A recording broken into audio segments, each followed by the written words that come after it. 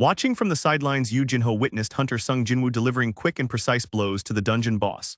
The boss retaliated with powerful strikes, but Hunter Sung Jinwoo easily dodged each one. He moved so quickly that the boss had no time to land a hit. Whenever an attack was too fast to dodge, Hunter Sung Jinwoo skillfully parried it, gradually wearing down the boss. As the battle progressed, he slowly started chopping off the boss's limbs, steadily gaining the upper hand. During the battle, Hunter Sung Jinwoo noted that the boss had incredibly thick skin, making it difficult to wound. To inflict any significant damage, he would need to put in a lot of effort. The boss had 12 eyes, giving it no blind spots, and its 8 legs were powerful enough to easily pierce through the ground and rocks. Despite these formidable traits, Hunter Sung Jinwoo began to accelerate his movements. As he adapted to the boss's strengths, his speed increased, allowing him to land more precise strikes, while avoiding the boss's attacks with greater ease. All the while, Yu Jinho watched Hunter Sung Jinwoo battle the boss, still unable to comprehend who he truly was. He couldn't believe that an E-rank hunter could hold their own against a C-rank dungeon boss. According to the guild, Hunter Sung Jinwoo was clearly classified as an E-rank, yet his swift and precise movements seemed to defy his rank. Yu Jinho began to consider a possibility that Hunter Sung Jinwoo might be a false ranker. Among hunters, there were those who could control their magical energy, intentionally lowering their rank. These hunters, known as false rankers, were often skilled at hiding their true strength. As it turned out, most of these hunters were psychopaths who killed purely for pleasure, manipulating their ranks to avoid suspicion. And so Hunter Sung Jinwoo chopped off one of the boss's legs, his movements precise and ruthless. His face, however, betrayed none of the fear or hesitation one might expect from someone considered the weakest hunter in the world. Instead, it reflected determination and skill, showing that he was far more than what his rank suggested. After Yu Jinho's assumption, he was horrified. The realization sank in, and he began to regret his decision to go on this raid. He had already been betrayed once, and now, facing the dungeon boss and witnessing Hunter Sung Jinwoo's true strength, he was confronted with the unsettling truth of what he had thought was a simple raid. Now he was watching a false hunter, someone far more dangerous than he had ever imagined. As Hunter Sung Jinwoo's battle with the dungeon boss dragged on, 5 minutes had passed. He was already almost exhausted, and despite his efforts, he had dealt very little damage to the boss. With his fatigue mounting, his speed began to decrease. Realizing he needed to end the fight soon, he decided to use the special ability of his dagger against the boss. In that moment, Hunter Sung Jinwoo remembered the cardinal rule of hunting: to exploit the enemy's weakness. The most vulnerable part of any living creature is its head, and within the head, the most vulnerable point is the eyes. With this in mind, he prepared to focus his next attack on the boss's most exposed weakness, but suddenly the boss decided to use its special ability, acid. Despite the danger, Hunter Sung Jinwoo managed to dodge the acid attack, demonstrating his agility. Not only did he evade the strike, but he even split the earth beneath him as he moved. The boss's attack had the potential to inflict irreparable damage on Hunter Sung Jinwoo, but he was able to avoid it. Realizing that he had to deal with the boss quickly to avoid being overwhelmed, Hunter Sung Jinwoo knew he had to move even faster. The ground beneath him crumbled from the force of his steps as he pushed himself to the limit. Within moments, he was right next to the boss, preparing for his decisive strike. Yu Jinho was stunned, watching in disbelief as Hunter Sung Jinwoo closed the distance so quickly. He couldn't believe how fast Sung Jinwoo had moved, covering the ground in an instant and getting right up close to the boss. Here we see that Hunter Sung Jinwoo realizes he's missing that one powerful strike needed to end the battle. With determination, he puts his best foot forward, increasing the frequency of his attacks. His speed grows with each move as he pushes himself harder and harder. Once again, Yu Jinho watches in amazement at Sung Jinwoo's incredible speed. However, he soon realizes that if he continues at this pace, Sung Jinwoo will run out of breath very soon. But even knowing this, Hunter Sung Jinwoo doesn't stop attacking. His resolve remains unshaken as he continues his relentless assault on the boss. Suddenly, Hunter Sung Jinwoo didn't notice one of the spider's blows, but he still managed to block it at the last moment. However, the spider was so powerful that its strike knocked him to the ground. After receiving a direct blow, Hunter Sung Jinwoo lay on the floor, realizing that this was his best chance to defeat the boss. As he struggled to get up, the spider attacked once more, its fangs aimed directly at him. At this point, we are shown one of the rewards that Hunter Sung Jinwoo receives for completing his daily task. As a result of his efforts and victories, a new window appears, marking the completion of his objectives and offering him a reward for his progress. In that moment, the only word Hunter Sung Jinwoo uttered was accept. Afterward, he managed to dodge the boss's blow, even though the face of the monster showed it was clearly taken aback. In the blink of an eye, Hunter Sung Jinwoo was on top of the boss, and with precision he pierced its eyes with his dagger. Hunter Sung Jinwoo's gaze revealed his unwavering determination. As he continued his relentless attack, he targeted the boss's eyes using his blade's special abilities, bleeding and paralysis. The damage piled up quickly as he landed blow after blow, culminating in his final devastating strike that brought the boss to its knees. Hunter Sung Jin Woo found himself standing behind the defeated boss, breathing heavily after finally killing it. Jin-ho rushed over to him, but at that moment, Hunter Sung Jin Woo's condition left much to be desired. He was shocked he had actually managed to defeat the dungeon boss all by himself. From the look in Jin-ho's eyes, it was clear that he had realized something. He was now certain that Hunter Sung Jin Woo was a false ranker. Jin-ho approached Sung Jin Woo and, taking the bag that had previously been carried by him, offered to store the crystals with him. Afterward, he offered Sung Jin Woo a drink of water. As he began mining the crystals, it seemed like he was trying to please Hunter Sung Jin Woo, showing gratitude for his efforts. However, Hunter Sung Jin Woo couldn't shake the feeling that Jin-ho was simply grateful to him for saving his life.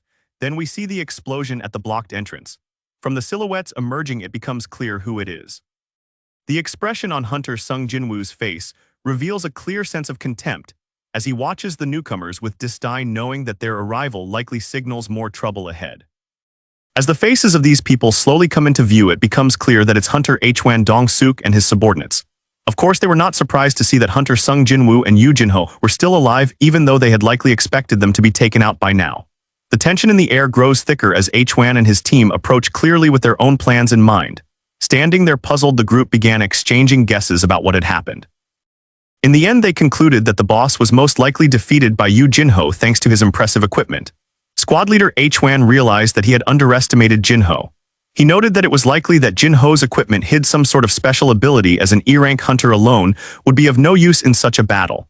As Hwan pondered what to do next, a plan began to form in his mind. He came to the conclusion that he needed to lure Yu Jin-ho to his side, using his equipment and potential abilities to his advantage. The dynamics were shifting, and Hwan was determined to take control of the situation. Hwan then tells Yu Jin-ho that while they were out of the dungeon, he learned something interesting about his father, namely that he was a rather wealthy individual. Specifically, Yu Jin-ho was the son of the chairman of a construction company. However, Jin-ho didn't realize how much that information mattered in this situation. Hwan then shifted the conversation, expressing a desire to discuss something with Jin-ho's father. He offered him a chance to get out of the dungeon with them, but there was a catch.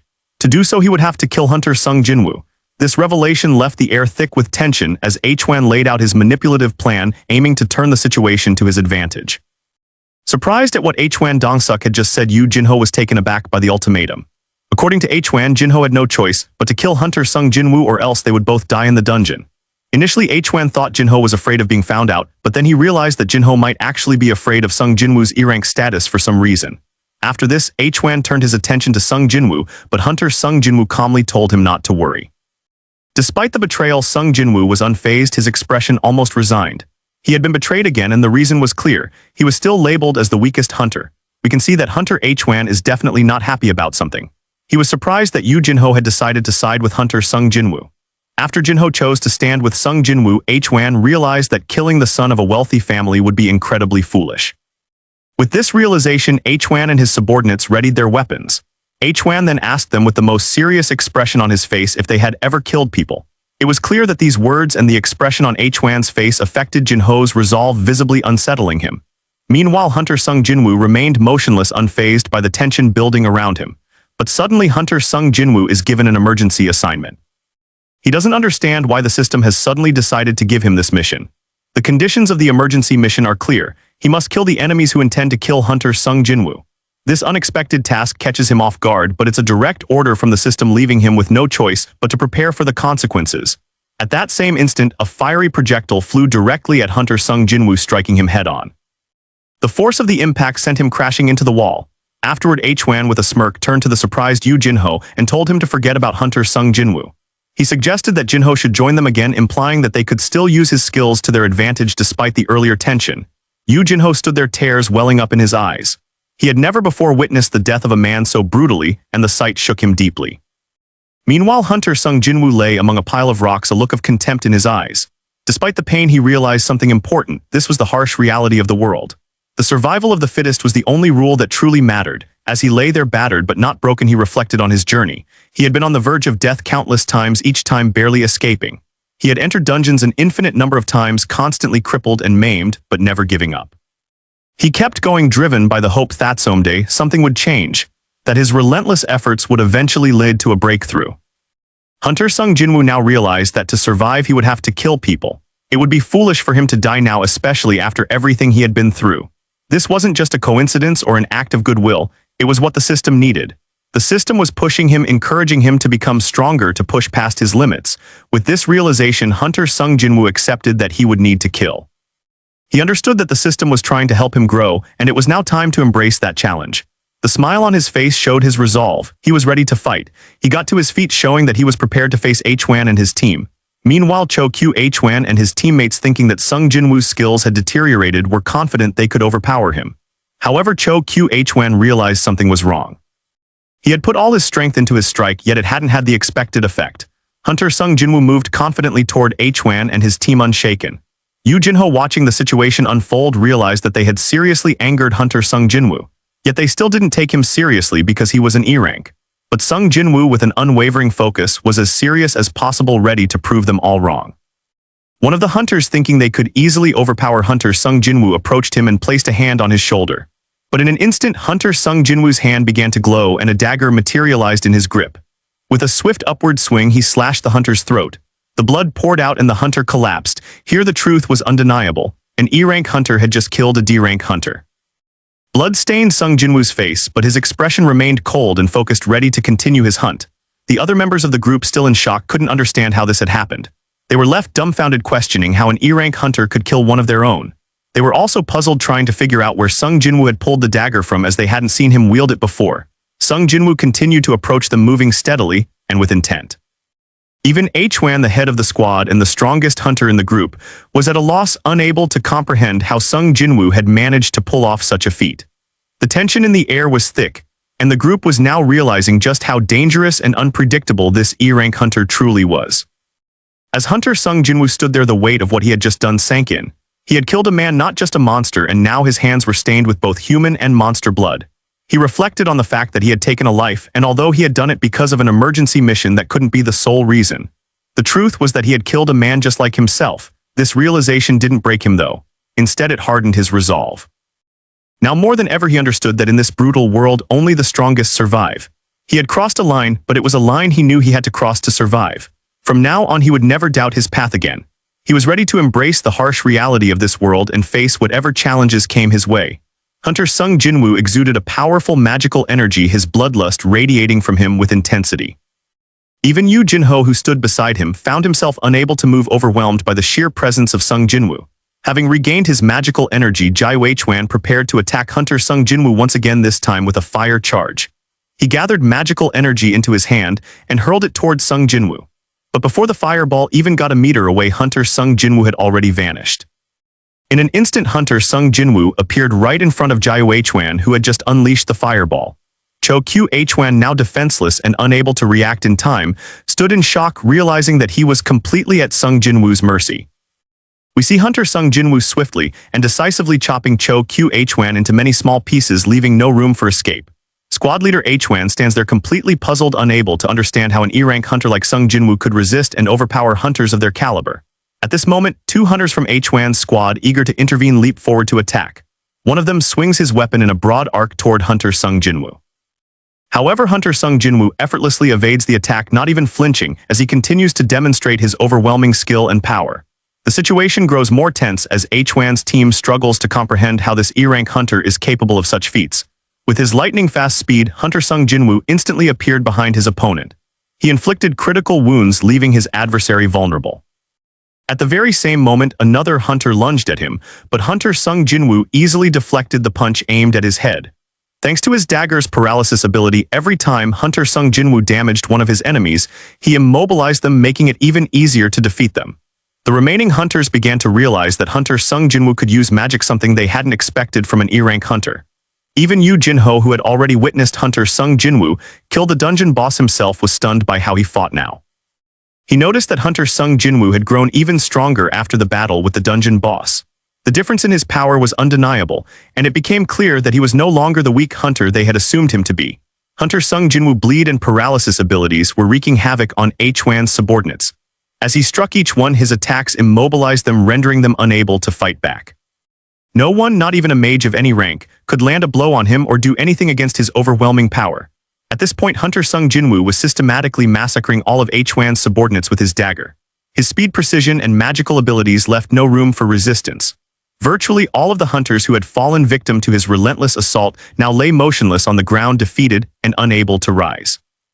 Now Hunter Hwan felt an overwhelming sense of fear from Hunter Sung Jin Woo, who had just slaughtered all of his team members.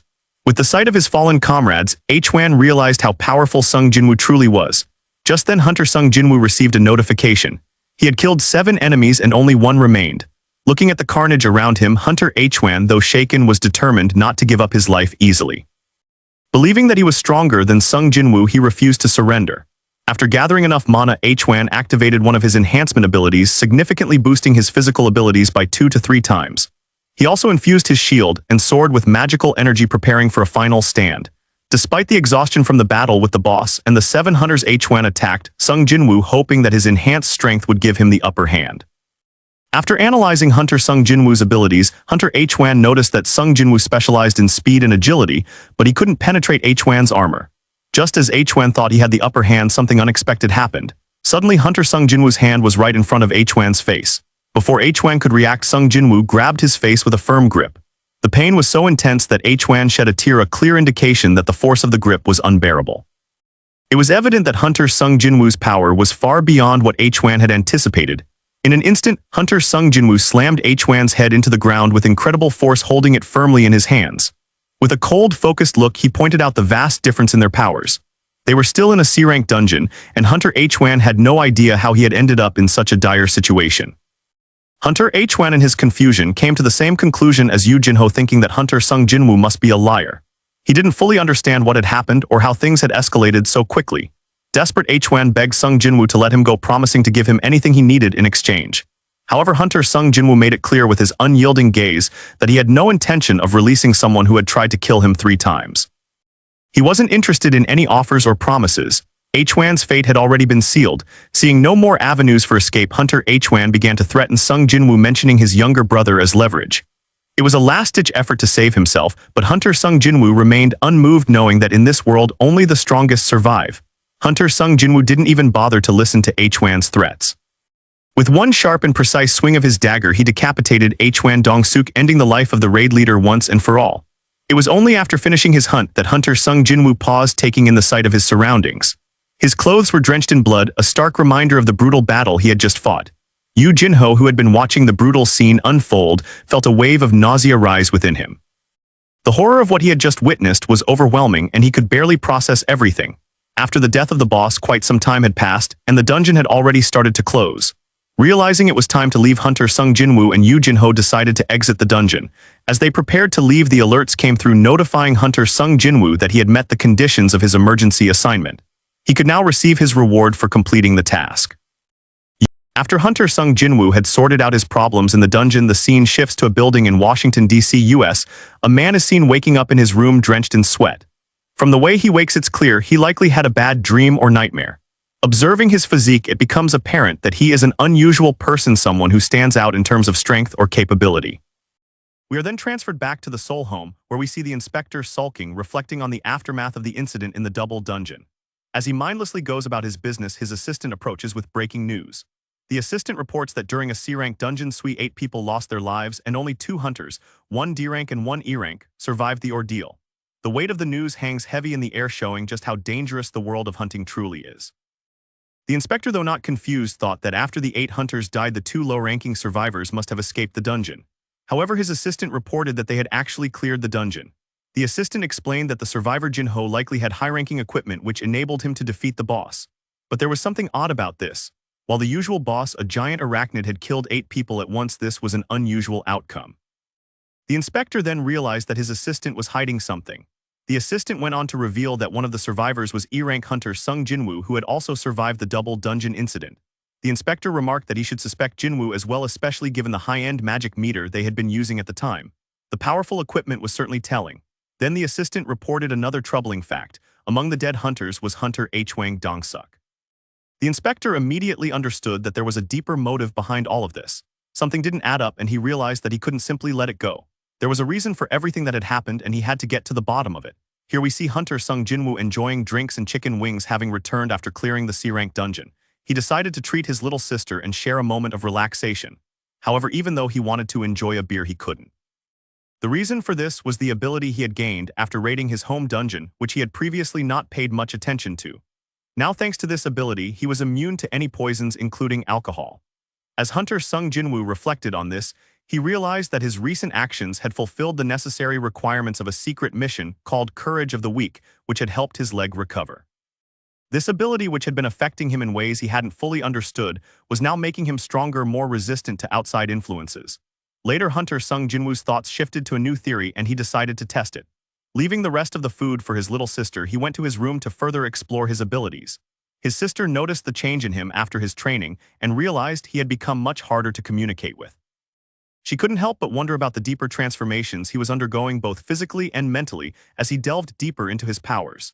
Hunter Sung Jinwoo went to his room and pulled out from his inventory the Rasaka poison bag, which he had taken from the E-rank dungeon after defeating the huge snake at great personal risk.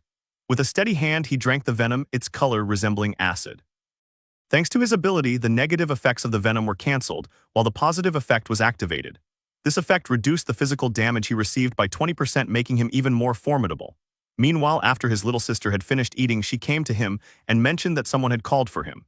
This moment signaled a new shift in his journey as he began to realize that the challenges ahead would require even more preparation and strength. We now see that the person who called Hunter Sung Jinwoo and decided to meet him was Yoo Jinho. From the expression on Sung Jinwoo's face, it's clear that he's a little surprised that Jinho was able to find his number. Jinho, looking grateful, expresses his thanks to Hunter Sung for saving him, first from the dungeon boss and then from Hunter Hwang and his men. As it turns out, Hunter Sung Jinwoo received 1,008,000 won for the mana crystals they had obtained in the dungeon. Hunter Sung seems satisfied with the deal, happy about making money, but remains silent about the events that transpired in the dungeon. Jinho, however, states that it was Hwang and his men's fault for trying to kill them, and that he couldn't tell anyone that Sung Jinwoo had killed 8 people in the dungeon since he owed his life to him. Hunter Sung Jinwoo then asks why Jinho called him here.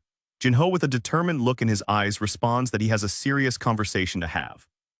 Without letting him finish, Hunter Sung Jinwoo interrupts, saying he's not interested in babysitting a rich brat and immediately rejects Jinho's proposal.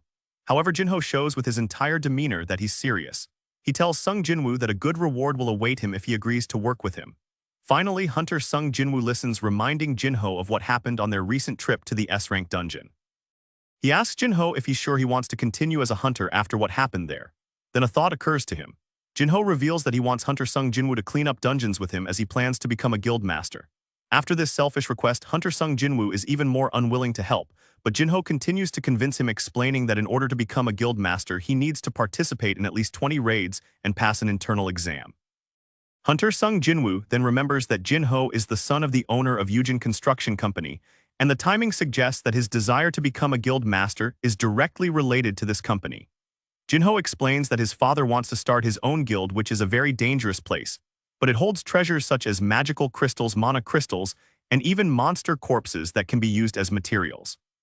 At this point, Hunter Sung Jinwoo realizes that this could be quite profitable for Jinho's company. Jinho's father wants to hire an S-rank hunter to make him the guild master, with his brother acting as the vice president to run the guild in the shadow of the S-rank hunter. Sung Jinwoo remembers that there is only one free S-rank hunter in their country right now, and Jinho isn't even being considered as a guild master. Jinho then reveals that he's trying to convince his father to consider him as the guild master. He tells Sung Jinwoo that this deal will benefit him as well because everything they earn from clearing the dungeons will be shared between them. At this point, Jinho assumes that Sung Jinwoo's rank is B or even higher, which catches Sung Jinwoo's attention. Finally, Jinho hands Sung Jinwoo some papers and asks what he will get in return. This marks a pivotal moment as the two of them look to form a powerful partnership for the future. But Hunter Sung Jinwoo is still weighing the risks and rewards of such an alliance. Sung Jinwoo and his sister Jinna went out for their morning workout. They put on their tracksuits and warmed up enough before starting a jog. As they gained momentum, Hunter Sung Jinwoo asked his sister what she would do if she had 3 billion won. Jinna began listing what she would most likely spend the money on, but she couldn't understand why her brother was suddenly asking her about it. She wondered if the question was too unrealistic. However, Hunter Sung Jinwoo, realizing that it wasn't so impossible, decided to speed up, running away from her. Jinna, unable to keep up with her brother's pace, could only walk behind him, watching him race ahead with ease. Hunter Sung Jinwoo reflected on his conversation with Jinho from yesterday. He remembered that when Jinho handed him the papers, it turned out to be the documents for their guild building with an estimated value of 3 billion won. This made Hunter Sung realize that this was a pretty lucrative deal, 19 dungeon hikes with a rank, and he'd earn 3 billion won. As Hunter Sung Jinwoo thought about it, he weighed the pros and cons. He knew it was a risky deal, especially since he was a special case among the awakened hunters able to raise his level. After some contemplation, he told Jinho that he had one condition. Only the two of them would have to enter the dungeon. This condition excited Jinho as it meant they would be facing the C-rank dungeon alone. Jinho remembered that it typically took at least 10 people to enter a C-rank dungeon, but Hunter Sung Jinwoo explained that they could use the same method that Hwang Dongsuk had used before. Jinho voiced concerns about the danger, but Hunter Sung Jinwoo reassured him, saying that if they followed this plan, no one would get hurt. After a moment of realization, Jinho understood what Hunter Sung Jinwoo was proposing and agreed to it. As Hunter Sung Jinwoo was deep in thought, remembering his conversation with Jinho, he didn't notice that he had already completed his daily quest for the day. In fact, while pondering his conversation, he had even exceeded the required 10 kilometers he was supposed to run. Realizing that he still had to wait for his sister Jinna, he decided to exceed his daily quest, further pushing himself to finish more of the task. 20 minutes later, after running for much longer than necessary, Hunter Sung Jinwoo had completed all of the quest conditions, except for the running itself. Panting and already tired, Jinna finally caught up to him. However, Hunter Sung Jinwoo, focused on fulfilling his quest, ran away without paying attention to her, determined to complete his task. Once again, the scene shifts back to Washington, D.C., USA. The man we saw earlier is now speaking on the phone, and it seems like he's having a conversation with someone. He asks his assistant a question, and she responds that he can ask her anything. The man's question is, "What happens if I kill someone in Korea?" The girl was silent for a moment and then asked, "Are you serious?" Then she continued, "The US doesn't have an extradition agreement for hunters with Korea yet. Since you are a hunter from America, you will receive a trial in America, and there probably won't be much hassle with the government due to the negotiations." The man said in a low voice, "Some bastards killed my brother. At least I should know a little bit about their faces." This marks a new development, indicating that the man has an interest in Hunter Sung Jinwoo, and the plot begins to take a new direction as his investigation unfolds. And so the scene shifts once again to Korea, where Hunter Sung Jinwoo stands with a dagger in hand. It is soon revealed that by exceeding the expectations of his daily quest, he was granted a mysterious key. Upon inspection, this key is no ordinary item. It's an S-rank key radiating with extraordinary power. After completing the daily quest for a second time, Jinwoo receives yet another reward, marking it as the fourth reward in the sequence. The system, ever enigmatic, seems to be guiding him towards something greater, and the key now in his possession appears to be a crucial step forward in that journey. Hunter Sung Jinwoo begins to activate the newly obtained key 1, shimmering with S-rank energy. As the key is inserted into an invisible lock, a blinding light bursts forth, cutting through the heavy darkness of the soul night. The gate responds, immediately illuminating his surroundings in a surreal glow. With calm determination, Jinwoo steps into the dungeon, and the moment he crosses the threshold, he is met with a hellish landscape.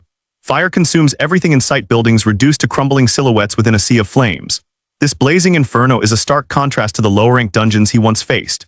Recalling how the E-rank key led him into an E-rank dungeon, it becomes increasingly clear that an S-rank key would open an S-rank challenge, one far more perilous. Despite the danger, Jinwoo remains composed, aware that he still possesses the return stone from his last dungeon, a fail-safe if things spiral beyond control. But now, with his upcoming expedition alongside Yu Jinho looming on the horizon, he understands the importance of testing his current strength. This S-rank dungeon might not just be a trial, it could be the gauge he needs to measure the limits of his true power. And then, emerging from the flaming depths of the dungeon, the massive paw of a monster suddenly slams down in front of Hunter Sung Jinwoo.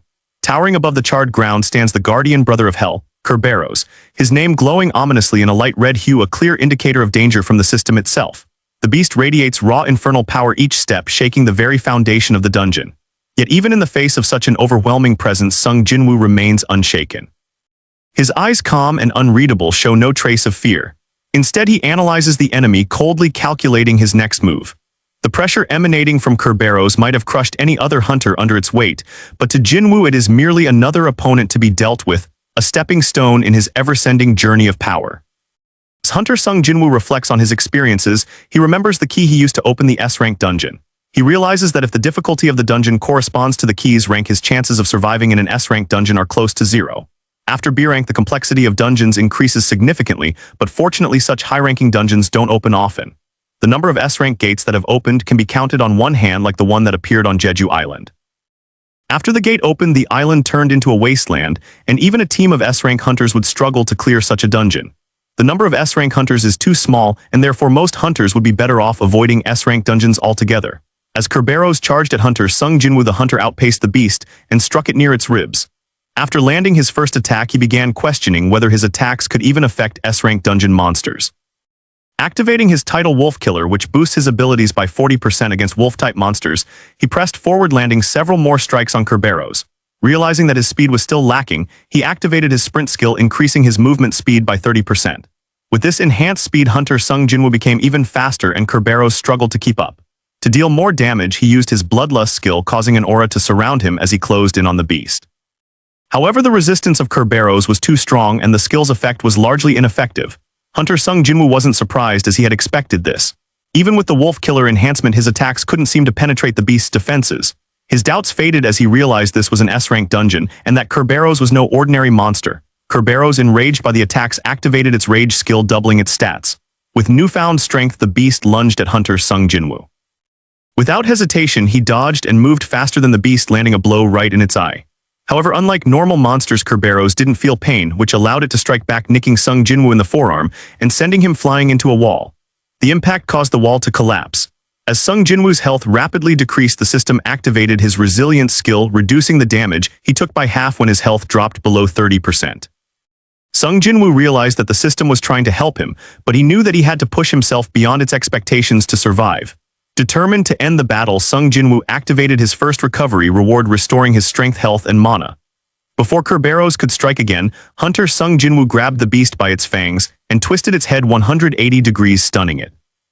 With a swift motion, he pulled out his second sword, which had been lodged in the eye of one of Kerberos' heads.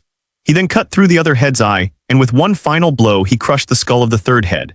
As the battle reached its climax, everything around Hunter Sung Jinwoo and Kerberos was destroyed, leaving the area in ruins, marking the end of a fierce confrontation with an S-rank monster. After a grueling battle, Hunter Sung Jinwoo finally managed to defeat Kerberos, the Guardian of the Gate of Hell. His victory earned him the impressive reward of 4 level-ups. Despite this achievement, Hunter Sung Jinwoo realized that he still wasn't strong enough. The battle with Kerberos had pushed him to his limits, but he understood that if he ventured into the castle gates, now he would likely be killed. Determined to grow stronger, Sung Jinwoo made a decision.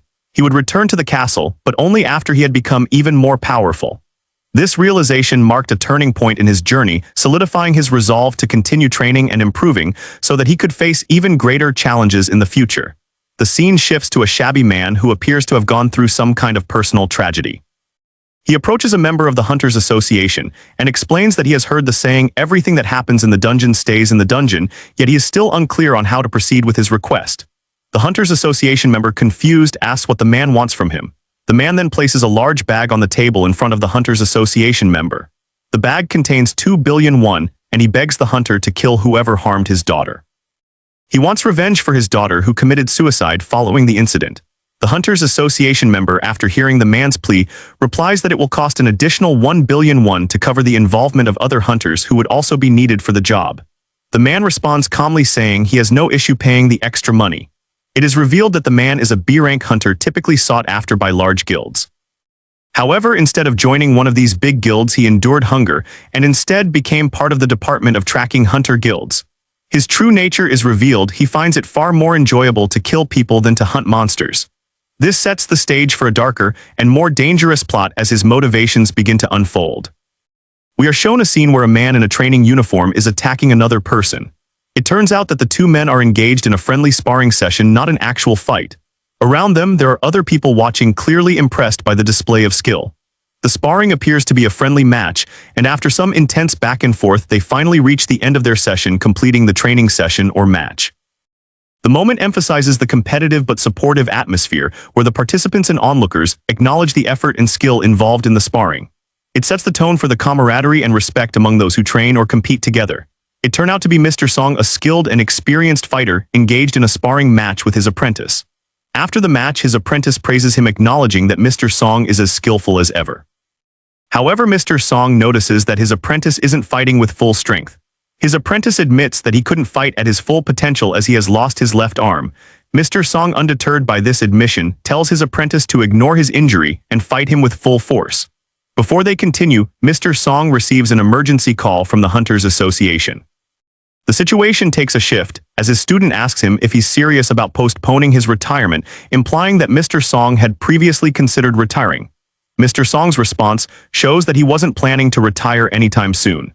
He expresses his desire to spend the rest of his life being useful to the world, indicating that he still feels a sense of duty and purpose as a hunter. This scene adds a layer of mystery, as it seems unusual that an S-rank hunter like Mr. Song is being trained by a low-ranked hunter. This dynamic between the two suggests that Mr. Song may have an even deeper role in the story than initially apparent. As Mr. Song heads to yet another D-rank dungeon raid, his mind drifts to thoughts about his awakening as a mage hunter instead of a sword hunter. Despite spending decades honing his swordsmanship, he still struggles to understand why he became a mage hunter. His musings are interrupted when he spots a familiar silhouette, none other than Hunter Sung Jinwoo, the hunter he last encountered in the double dungeon. Hunter Sung Jinwoo immediately recognizes Mr. Song, but at first Mr. Song doesn't recognize him. He's confused by how much Sung Jinwoo has changed in such a short time. Mr. Song recalls that in the double dungeon Sung Jinwoo had lost his right leg. Seeing that his leg is now intact, Mr. Song is relieved, asking how it had healed. Sung Jinwoo, without revealing the truth, says that when he woke up his leg was already restored. Mr. Song is glad to see the young man fully recovered, as it would have been tragic if someone so young had become a cripple. However, when Sung Jinwoo notices Mr. Song's missing hand, he asks about it. Mr. Song brushes it off, saying that he's just grateful to be alive. Both hunters then discover that they are following the guild's orders. As they chat along the road, they eventually reach their destination, where they spot three familiar silhouettes. These turn out to be the survivors from the double dungeon raid, those who, like Sung Jinwoo and Mr. Song, made it out alive. Seeing Sung Jinwoo standing there safe and sound brings Hunter Juhee to tears. She's clearly relieved to see him, and Sung Jinwoo in turn is surprised to learn that Juhee was also called by order. As he looks around, he realizes there is someone else missing, Mr. Kim, who had been with them in the double dungeon. Sung Jinwoo hadn't forgotten how Mr. Kim had abandoned them, running off and leaving them to die. Despite his anger, Mr. Song reminds himself that it's not his place to judge Mr. Kim, as he too had left Hunter Sung Jinwoo to die in that moment. The group shares their memories of the monsters they faced in the dungeon, and it's clear that they are the only 5 survivors of that fateful raid. Juhee is still in disbelief, seeing Sung Jinwoo in front of her, and she can't believe how much he has changed. Sung Jinwoo, with a smile, reassures her that he is just a little late to meet her. She had been looking for him all this time, and now by sheer coincidence they meet again before the D-rank dungeon raid. She's especially surprised to see that he's walking with both legs intact. Before Sung Jinwoo can explain himself, he's interrupted, setting the stage for further revelations about his recovery and the strange circumstances surrounding his sudden change. The conversation between Hunter Sung Jinwoo, Hunter Juhee, and the other survivors is abruptly interrupted by 3 men in handcuffs, clearly criminals. One of the criminals, as they pass by Hunter Sung and Juhee, taunts them, suggesting they look like they're about to star in a romance series. This comment causes a stir among the group, and one of the hunters from the game warden department, Hunter Kang Tae-shik, a B-rank hunter, tells the criminals to shut up and stand still. As the criminals continue to be led past, Juhee, one of them, makes another crude remark, telling her to take care of them during the raid. This behavior does not sit well with the members of the raid party, especially Hunter Sung Jinwoo, who feels a sense of resentment and unease about being associated with these criminals. Soon after, another hunter from the surveillance department arrives to inform the group that these criminals, who were once hunters themselves, will be accompanying them into the dungeon. The surveillance hunter explains that it's common for criminals to shorten their sentences by participating in dungeon raids, and apologizes for the necessity of this arrangement due to the shortage of available hunters. Hunter Sung Jinwoo, feeling that something is off, expresses his discomfort with the idea of going on the raid with these criminals. Juhee, noticing his unease, asks him if he will still go through with the raid. In return, Hunter Sung Jinwoo gives her a stern response, indicating his unwillingness to be part of such a raid. Mr. Song, who overhears this exchange, is also troubled by the situation. He can't believe that the Oversight Division would allow criminals to be part of the raid. This further deepens the tension and unease among the group. The remaining 2 squad members, also survivors of the double dungeon raid, share similar concerns. As they prepare to move forward, Mr. Song and the others are left wondering about the dangerous implications of involving these criminals in their raid, and whether this decision will lead to further complications down the road. After the last of the criminals are uncuffed, they feel a brief sense of relief, having been in handcuffs for what seemed like an eternity. However, Hunter Kim Sang-shik, still treating them harshly, maintains his authoritative demeanor, keeping the criminals in check. He introduces himself to Mr. Song's group, assuring them that he will be keeping an eye on the criminals and that they don't need to worry. He then turns to the group and asks who will be leading the raid. Mr. Song with certainty states that he will take on that role. Hunter Sung Jinwoo is asked if he agrees with this decision, to which he gives a simple affirmative answer. Mr. Song in turn expresses his deep gratitude to Sung Jinwoo for giving him a second chance, bowing his head in respect. He acknowledges that 11 people died during that previous raid and that it was his fault, but thanks to Sung Jinwoo, 6 survived. He once again bows to him, appreciating the second chance he's been given. Feeling uncomfortable with all the gratitude, Hunter Sung Jin Woo tells Mr. Song to raise his head. Mr. Song, now more at ease, turns to Hunter Kim and asks if it's okay for him to be the raid leader. Hunter Kim dismissively tells him to do whatever he wants, not really caring much about the decision. As the group enters the dungeon, they are immediately met by goblins. The scene is chaotic, with the criminals among them fighting the goblins in their own unique ways. One of the criminals uses a whip-like weapon, smashing the face of a goblin with precision. It's clear that this person is under the supervision of a hunter from the surveillance department who is there to ensure they behave during the raid. The second criminal wields a weapon resembling a bat, swinging it with raw power to defeat another goblin. Then we see a third criminal armed with brass knuckles, using them with terrifying force. Even though he's a criminal, his strength is undeniable, as he punches the goblin with such power that the creature's body is blown to pieces. As Mr. Song watches the criminals fight, he can't help but feel a sense of confusion. He's unsure which side is truly monstrous, the goblins or the criminals. The line between good and evil blurs as these individuals who are supposed to be the heroes fight ruthlessly. The atmosphere is tense as Mr. Song wonders about the true nature of this raid, and whether these criminals might be more dangerous than the monsters they were sent to fight. Mr. Song couldn't help but notice how the dynamics of the raid had changed. Hunter Sung Jin Woo, who once seemed like a mere E-rank hunter, was now displaying abilities that left everyone, including Mr. Song, in awe. With just a few movements, he obliterated goblins using fire and swift strikes, his attacks clean and efficient. It was evident that his growth as a fighter had surpassed expectations. Meanwhile, Hunter Kim watched with disbelief, unable to process that a hunter like Jin Woo, who was once perceived as weak, could now command such power. His strength was undeniable, and his mastery over magic and physical abilities made it clear that he had grown beyond the point of being just another hunter. Mr. Song, always a keen observer, couldn't resist the urge to point out the change in Jin Woo.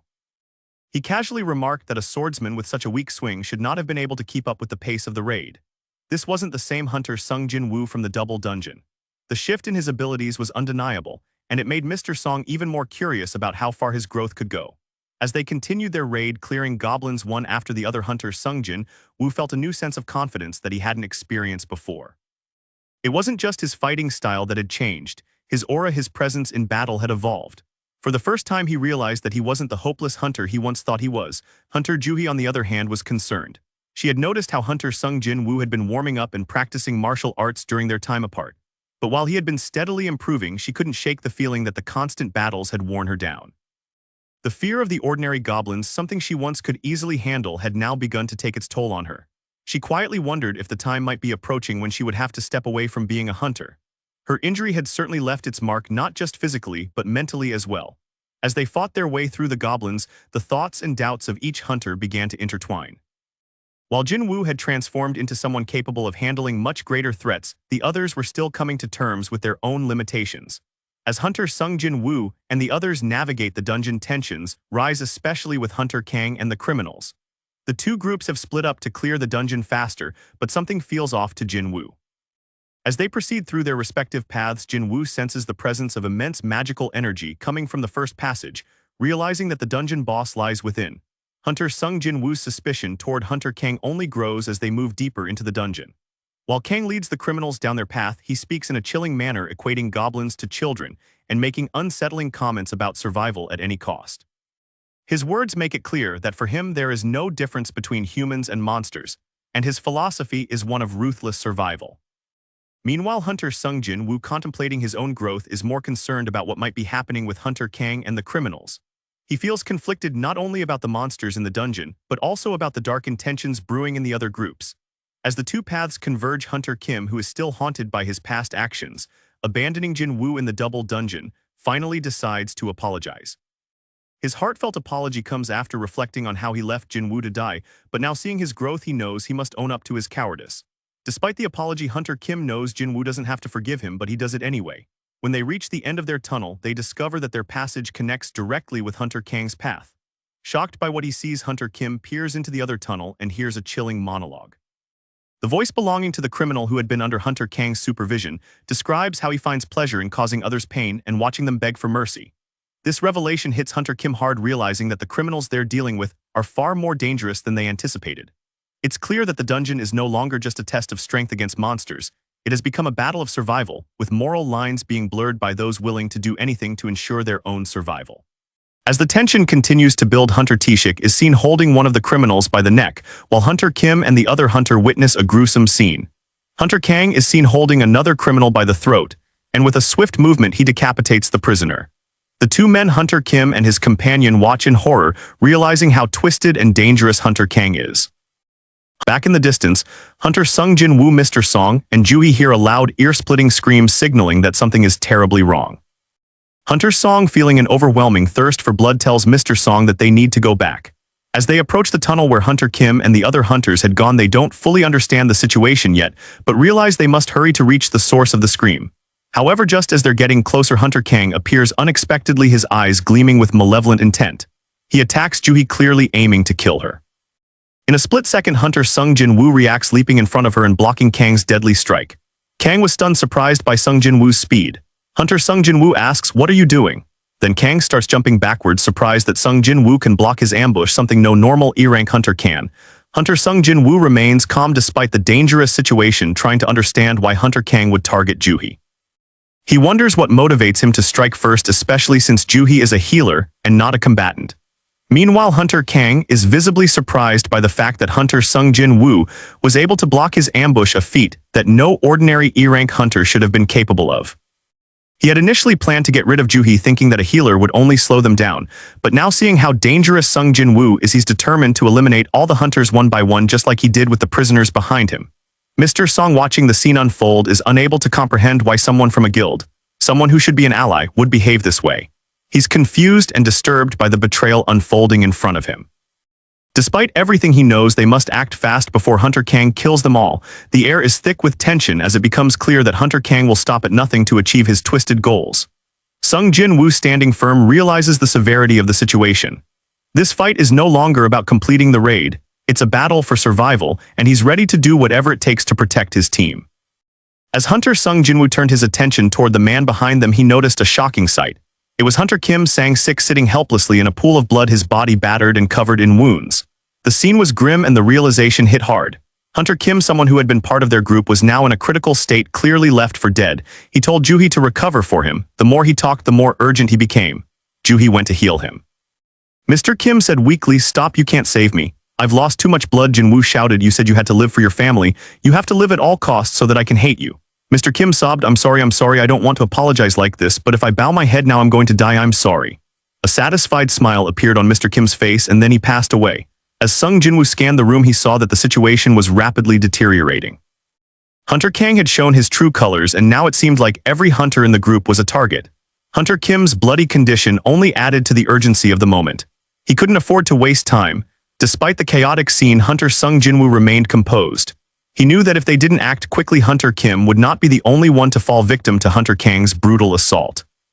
Determined, Sung Jin Woo prepared himself for what would be an all-out battle, not just for survival, but for the lives of everyone still standing. As Mr. Song made his way toward Hunter Kang, his steps were heavy with determination. The sword in his hands felt unfamiliar, but the situation demanded action. He knew that this was his only chance to protect his comrades, especially after all that had happened. Hunter Sung Jin Woo watched the scene unfold, his eyes narrowed with frustration and anger. He had never seen Mr. Song like this before, so resolute yet clearly risking everything. The air was thick with tension, and even Hunter Juhee, who had been quietly observing, couldn't help but feel a surge of anxiety as she prepared to amplify Mr. Song's strength with her healing abilities. Hunter Kang, on the other hand, stood ready, his expression unfazed by the growing hostility. He had a certain confidence, but it was clear that he underestimated Mr. Song's resolve. "Do you really think you can stand up to me with just a sword and no real power?" Kang sneered, his hand resting on the hilt of his own weapon. His assassin class gave him speed and precision, but Mr. Song was no amateur. Mr. Song, his gaze locked on Kang, responded coldly, "I have no choice but to try. You crossed the line when you betrayed us." With a swift movement, Mr. Song raised the sword, his body now empowered by Juhee's spell. His muscles rippled with new strength, and the once unfamiliar weight of the sword felt like an extension of his body. He didn't hesitate. Mr. Song's grip tightened on the sword as he prepared for the next move. "This ends now, Kang." Would Mr. Song's strength be enough to take down the ruthless Hunter Kang, or would Kang's ruthless assassin skills prove too much for them to handle? Only time would tell. Mr. Song, his grip tightening on the sword, did not falter at Hunter Kang's words.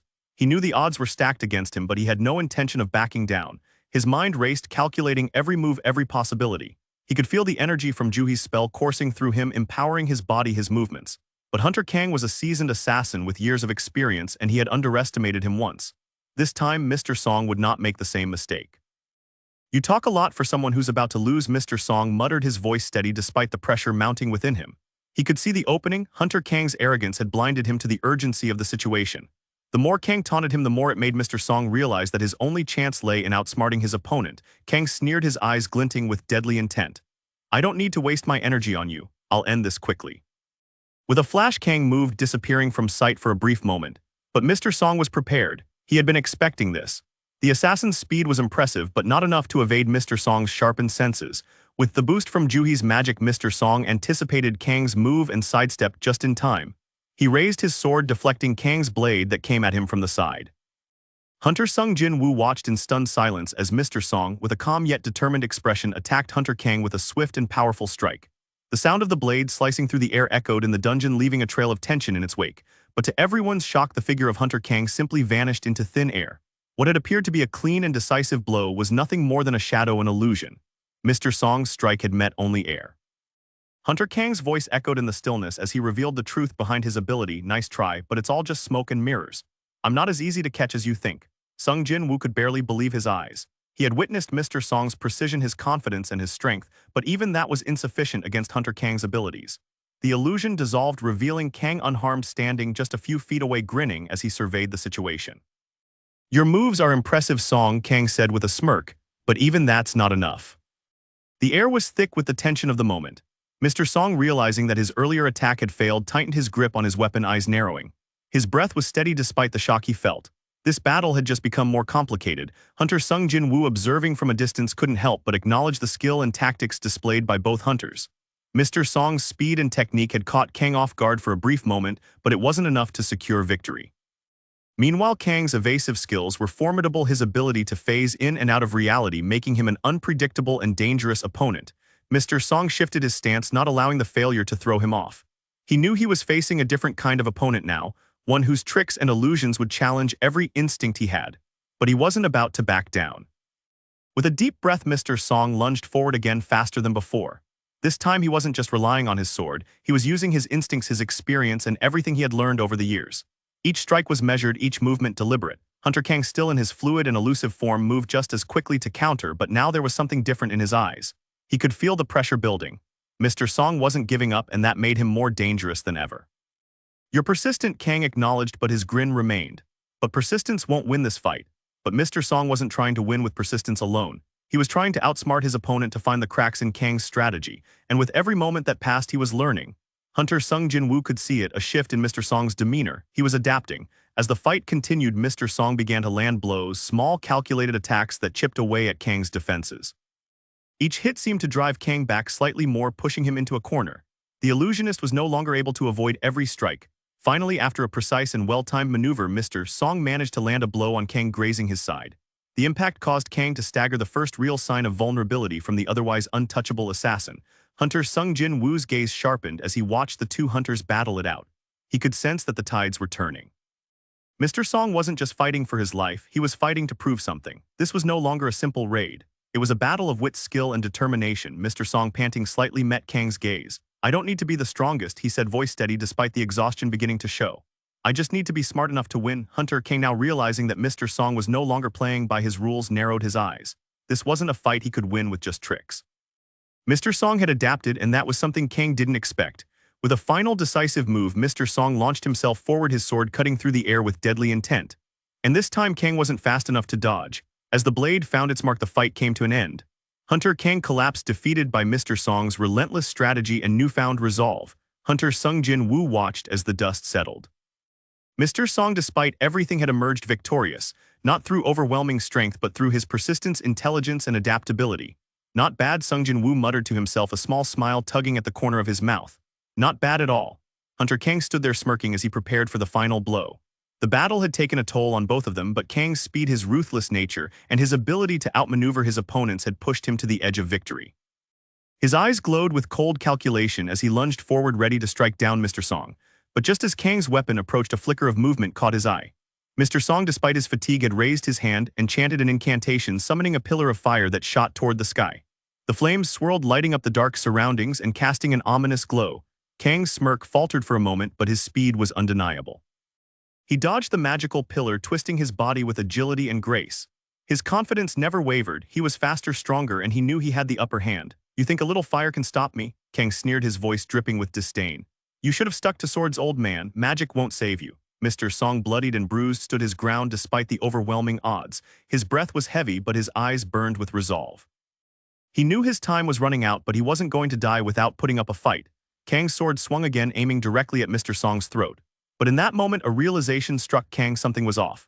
Mr. Song's expression hadn't changed. His focus remained steady even as he prepared for the inevitable. The sword came closer, but instead of pulling away, Mr. Song took a deep breath, gathering every ounce of his remaining strength. He knew this was his final chance. At the last possible second, Mr. Song used his magic. His body, despite being injured, had a final surge of energy. The fire around him surged, wrapping around his form and creating a barrier of heat and light. It wasn't enough to defeat Kang, but it was enough to surprise him. The sword missed, but the momentum from Kang's strike carried him forward, forcing him to lose his balance. For the briefest moment, Kang was vulnerable. Mr. Song used that moment of weakness to strike, his fist landing squarely against Kang's chest, sending him stumbling backward. Hunter Kang, still reeling from the blow, hissed in frustration. His eyes widened for a split second, and for the first time in the fight, doubt flickered in his mind. "Damn it, old man," Kang growled, wiping the blood from his lips. He had underestimated Mr. Song. The man was far more dangerous than Kang had anticipated, even though he was clearly on the edge of exhaustion. But before Kang could recover, the sound of footsteps echoed in the distance. Juhi. She had seen the opportunity and rushed to Mr. Song's aid. Her magic flared as she prepared to heal him, but Kang wasn't done yet. He rushed forward, his speed unparalleled, to finish off his opponent. But Juhi wasn't going to let him. The fight wasn't over yet. Kang's focus on Mr. Song faltered, and Juhi's spells intercepted his next attack, forcing him to dodge once again. Mr. Song, now at his last ounce of strength, knew that this fight could only end one way. He had to make it count. His final strike was fueled by the last of his magic and determination. "Not yet," Mr. Song whispered, his breath ragged but his resolve unshaken. He pushed himself forward, ready to face whatever came next. If he was going to fall, he would do so on his terms. Hunter Sung Jin Woo stood firm, unwavering against the intensity of Hunter Kang's onslaught. His eyes were cold, his grip unshakable as he wielded his blade with precision.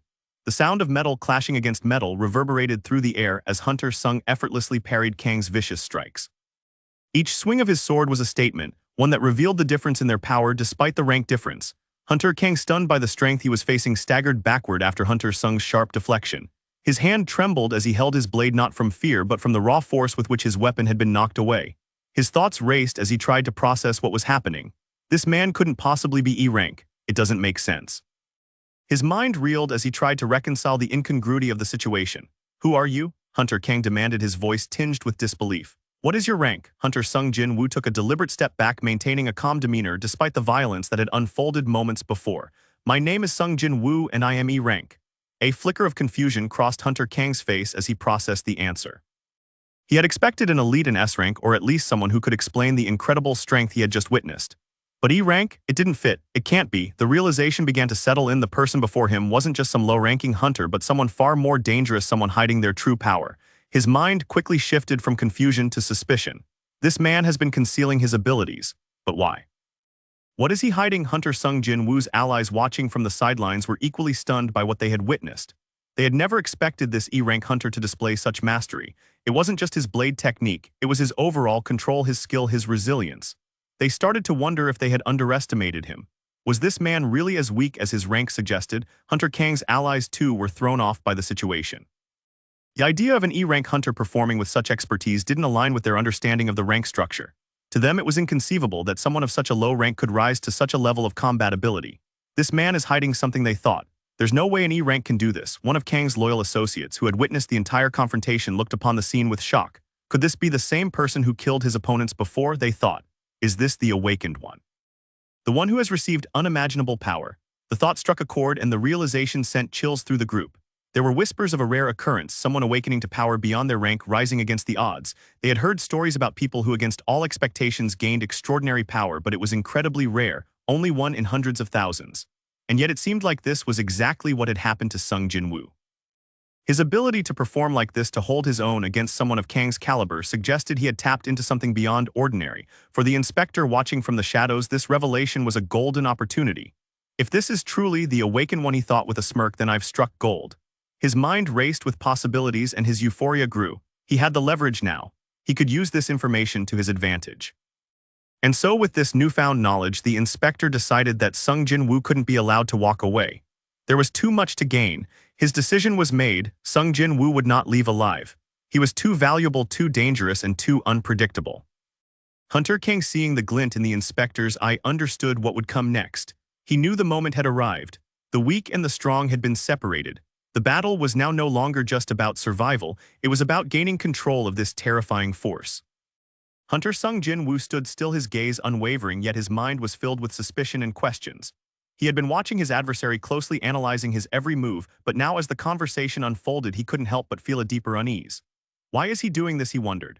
What's the real motive behind his actions? The man before him, who had been so evasive in his words and actions, finally spoke again, his tone dismissive. He acted as if he didn't understand Jin Woo's questioning, but Jin Woo saw through it. He could tell that the man was pretending, evading the answers he didn't want to give. The carefully constructed facade was crumbling, but instead of being frustrated, Jin Woo found himself more intrigued. The man stood tall, his posture oozing arrogance. "You think you're clever," the man sneered. "But even if you ask me, I won't answer your childish questions." He chuckled lightly, clearly enjoying the power he had over the situation. "Do you think I'd reveal my true motives just because you ask? You're still a kid in this world, are you?" Jin Woo's eyes narrowed. He could see the fear behind the bravado. This man is hiding something. He's playing games with me. Jin Woo thought, his expression cold and determined, but then the man's demeanor shifted slightly. His voice lowered as he spoke again, this time more seriously. "But I will tell you one thing, kid, from you emanates a very strong aura. It's almost enough to frighten the devil himself." Jin Woo remained silent, his expression unreadable, but internally his mind raced. What is he talking about? What aura is he referring? The man continued as if he had read Jin Woo's thoughts. "I'm not doing this because I enjoy it or because it's fun. There's a more objective reason for my actions, one that doesn't involve your little mind." The scene was heavy with emotion as the man continued to speak. His voice trembled, but there was an underlying bitterness and sorrow in every word. His desperation was palpable. The man said, "The people tell him everything happened in the dungeon, stay in the dungeon." And then he played a bag filled with something heavy onto the table. His eye has a cold gaze. As he said, "This is 2 billion won for his payment." The men's voice trembled. As he say, he think the hunter know what he want and begging the hunter to kill the criminal that harm other people. The hunter in respond, say that he will need 1 billion more to bribe the other hunter.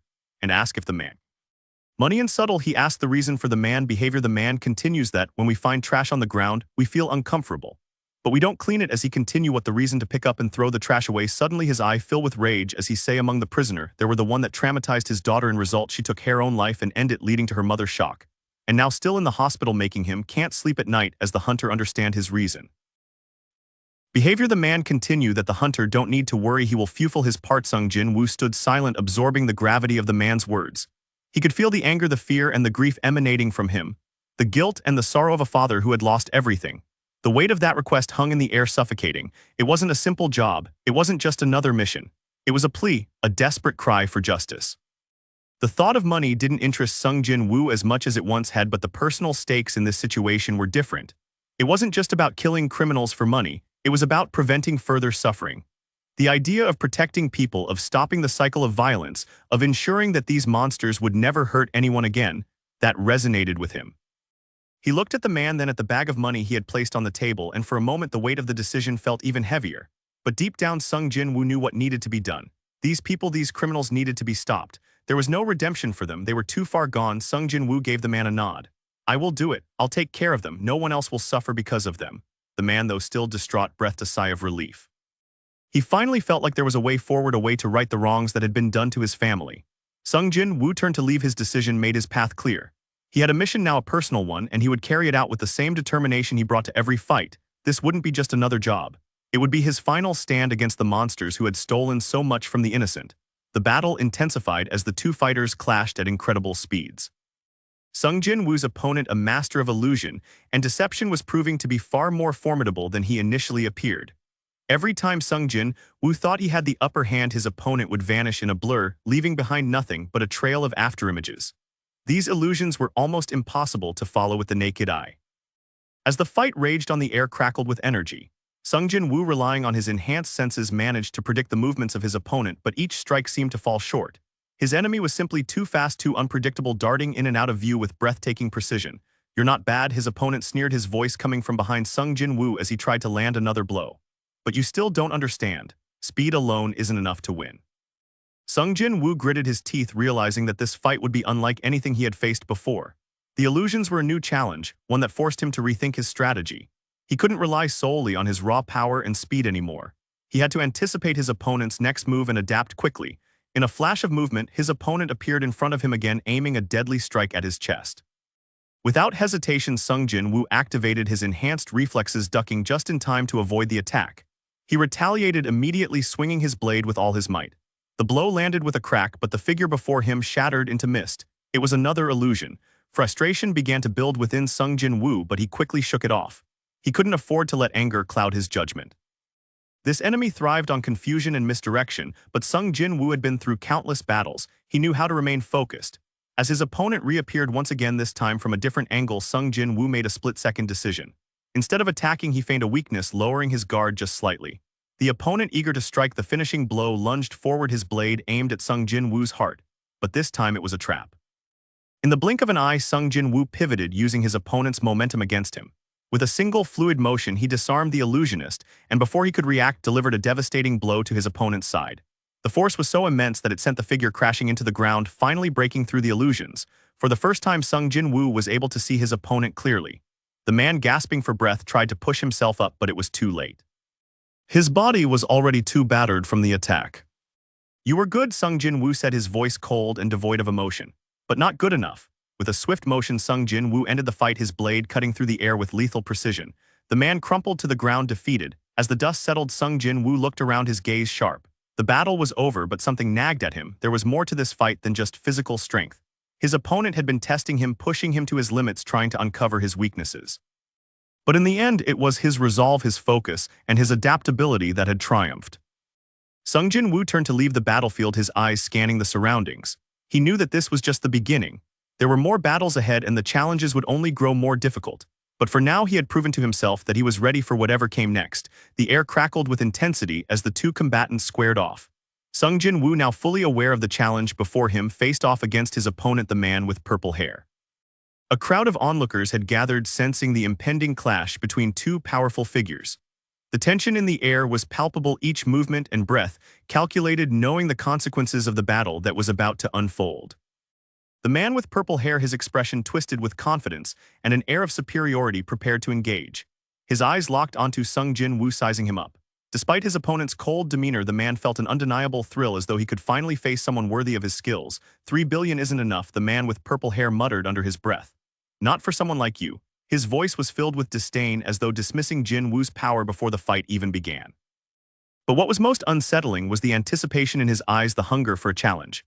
He was eager to test himself against someone who could rival him in speed and skill. With a sudden burst of movement, the man propelled himself off the ground, launching into the air with incredible force.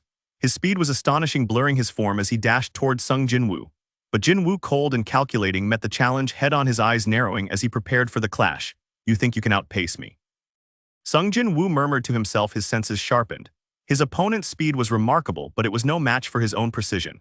The tension between them was unbearable, the fight destined to change the course of everything. The man with purple hair, seemingly frustrated by Jin Woo's calm demeanor, intensified his speed. He was determined to break through the seemingly impenetrable defense that Jin Woo had built. But Jin Woo wasn't fazed. He had faced countless trials before, and nothing would deter him from emerging victorious. The two swords clashed, the sound of metal scraping against metal reverberating through the air. Sparks flew as they exchanged blows, each one more powerful than the last. The crowd watched in awe, caught between the sheer power and raw intensity of the battle. But then, just as the fight reached its peak, a voice called out. A figure appeared from the shadows, calling to him in the midst of the chaos. The unexpected arrival was a welcome distraction, and Jin Woo's focus shifted for a fraction of a second. That was enough. The man with purple hair seized the opportunity, his blade slashing toward Jin Woo with a deadly precision. But instead of the expected victory, something remarkable happened. With a sudden surge of energy, Jin Woo reacted faster than ever before, dodging the strike and countering with a devastating blow. The force of the impact sent his opponent stumbling back, his confidence shaken for the first time since the battle began. "Who are you?" The man with purple hair spat, anger and frustration seeping into his voice. He was no longer amused by the fight. He understood now that Jin Woo was not to be underestimated. The power that Jin Woo had unleashed was not just physical, it was something deeper, something more dangerous. "You'll find out soon enough," Jin Woo replied, his tone cold and unwavering. But not today. The battle wasn't over yet. But Jin Woo had shown his opponent that even the fastest, the most confident warriors could be brought to their knees. The tide of the fight had shifted, and the man with purple hair realized that he might have underestimated the strength of the man standing before him. The crowd, still enthralled by the spectacle, could only watch as the battle raged on. It was a fight that would be remembered for a long time. A fight that had already proven one thing: Jin Woo was not a man to be taken lightly. The battle between Jin Woo and the man with purple hair has reached a critical point. Dark ominous magic swirls in the air, crackling with deadly energy, making it clear that this is no ordinary fight. The girl stands frozen, her body paralyzed with fear, unable to move as the magic hurtles toward her. In the midst of this chaos, a hero emerges, a man wielding a sword, his cold stare piercing the air as he prepares to confront the threat. For a moment, Jin Woo is distracted by the girl, his concern for her obvious. But that moment of vulnerability is all the purple-haired man needs. Seizing the opportunity, he strikes. Streaks of sharp, cutting energy slash across Jin Woo's body, each blow leaving a trail of agony. The man with purple hair had been waiting for this exact moment. Jin Woo's brief lapse in focus. The smoke swirling around them thickens, a shield of darkness forming as the purple-haired man watches Jin Woo's reaction. He expects his opponent to collapse from the multitude of deep, painful wounds. Yet much to his surprise, Jin Woo stands tall, unwavering. Despite the pain, he doesn't fall to his knees. The man with purple hair is baffled. How can this man withstand such injuries? Jin Woo, still gripping his dagger, remains calm, his gaze cold and determined. The pain is excruciating, but he won't let it show. His voice is steady, though his words are a clear warning to his opponent. "Control yourself," he mutters under his breath, his confidence unwavering despite the toll his body is taking. The man with purple hair watches, his shock evident. He had expected Jin Woo to break under the pressure, but instead his opponent is standing strong, unyielding. Jin Woo's defiance only fuels his determination to end this fight, but he begins to understand that this will not be as easy as he had hoped. Jin Woo's gaze shifts to something more intense. His eyes begin to glow with a blue light, signaling the activation of his quest. The air around them seems to charge with energy as he speaks with deadly seriousness. "This game starts now," he declares, his voice full of resolve. The purple-haired man hesitates, stunned by the turn of events. He had thought he had the advantage, but Jin Woo's unwavering willpower shakes him.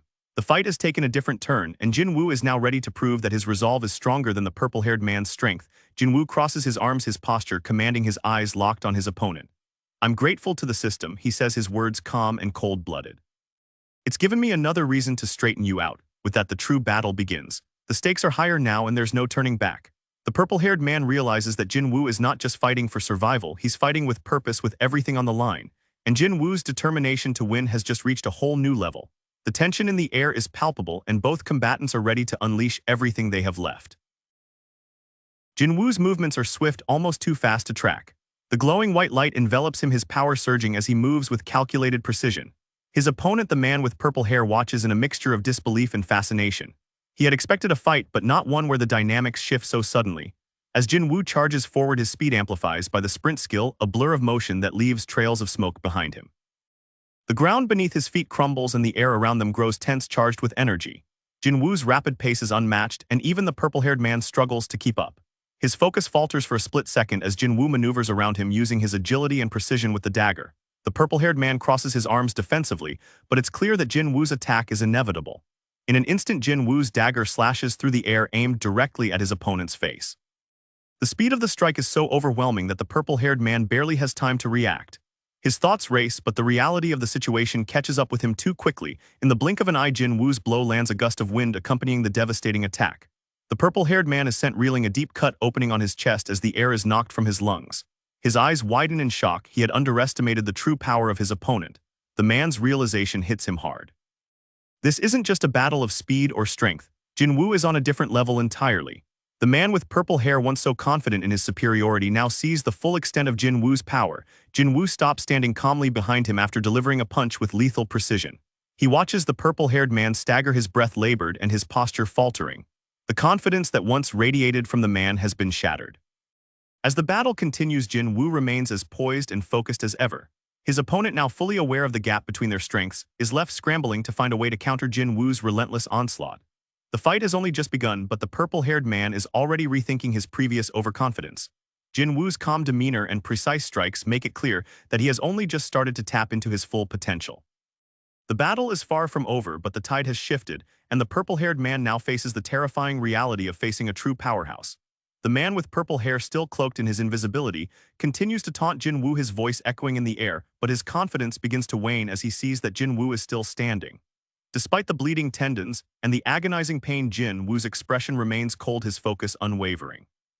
The damage to his leg is severe, but his spirit isn't easily broken. As the purple-haired man attempts to provoke him further, the pain in Jin Woo's leg intensifies. The man with purple hair knows his opponent is on the brink of collapsing, yet he's surprised to see Jin Woo still holding his ground even with the injuries that would incapacitate most others. There's no sign of panic, no desperation, just the quiet determination that has become characteristic of Jin Woo. "You're still standing," the purple-haired man muses, the disdain in his voice palpable. "But how long can you last?" He circles around, still hidden, his movements faster than Jin Woo can track. He's confident now, convinced that the bleeding in Jin Woo's leg will eventually take him down, but Jin Woo's eyes remain sharp. Despite the pain, he's aware of everything around him. He doesn't need to see his opponent to know where he is. His instincts have been honed in the harshest of conditions. He's faced far worse than this. Then in an instant a sharp pain hits him, another strike across his leg. The purple-haired man has struck again, but this time Jin Woo's expression doesn't change. The man with purple hair smirks, thinking he's finally won, but Jin Woo's gaze narrows. "You talk too much," he mutters under his breath, and before the man can react, Jin Woo's remaining strength surges. In a blur, Jin Woo launches himself forward, his speed overcoming the pain that was supposed to hold him back. His movements are swift, calculated, each step deliberate, each strike precise. He's not the same as he was before. The man with purple hair may have the advantage of speed and invisibility, but Jin Woo has his own advantages, ones that he's learned to wield. With a final burst of power, Jin Woo closes the distance between them, his dagger flashing in the air. The purple-haired man's eyes widen in surprise as he's forced to react faster than he's ever had to before. But it's too late. The dagger finds its mark, slicing through the air, striking the man with purple hair in a vulnerable spot. Jin Woo's body is still battered, his leg barely holding him up, but his determination has never been stronger. The purple-haired man stumbles back, disbelief in his eyes. He hadn't expected this. He had underestimated his opponent in a way he hadn't done before, and now it's too late. Jin Woo doesn't wait for his opponent to recover. He steps forward, his cold expression unwavering. This fight is far from over, but for the first time the purple-haired man understands the kind of monster he's dealing with. And as Jin Woo prepares for the next attack, he knows this will be the turning point. In the eerie darkness, man with purple hair stands over Jin Woo, his figure towering and exuding an aura of sheer power. The once confident hunter, now helpless and choking on his own blood, struggles to comprehend the overwhelming situation. His breaths come in ragged gasps, but he can barely understand what's happening as his vision fades in the darkness. The atmosphere is heavy, thick with tension, and the blue lights that appear before him, Jin Woo's eyes glow like twin beacons in the vast emptiness. The man can feel his life slipping away as the blood flows from his wounds, but there's nothing he can do to escape the fate that's already been sealed. Jin Woo's cold, emotionless gaze locks onto him, showing no signs of pity or hesitation. The darkness around him deepens, and the shadows seem to wrap around the man, suffocating him with each passing second. He realizes with a sinking heart that there is no escape. This is the power Jin Woo has come to command. His strength isn't just in his body, but in the very shadows that now seem to consume his opponent. The purple-haired man, once proud and powerful, is now reduced to a mere insect beneath the crushing weight of Jin Woo's will. With a final chilling glance, Jin Woo closes the distance between them. The world around him seems to freeze in place, as if time itself is holding its breath. And then with a swift and decisive motion, Jin Woo strikes, ending the battle and the life of the man who dared to challenge him. As the purple-haired man crumples to the ground, his once glowing eyes dim and lifeless, the silence that follows is deafening. Jin Woo stands alone in the center of it, all his figure still as a statue, the weight of the moment hanging heavy in the air. The darkness fades, but Jin Woo's resolve remains unbroken. He's a force to be reckoned with, and he knows that this battle was just another step in his relentless journey to become the strongest. The world may try to label him, but there's one thing it can't deny. He is a hunter, and he will survive no matter the cost. Перевозка его дома, про него и про любовь.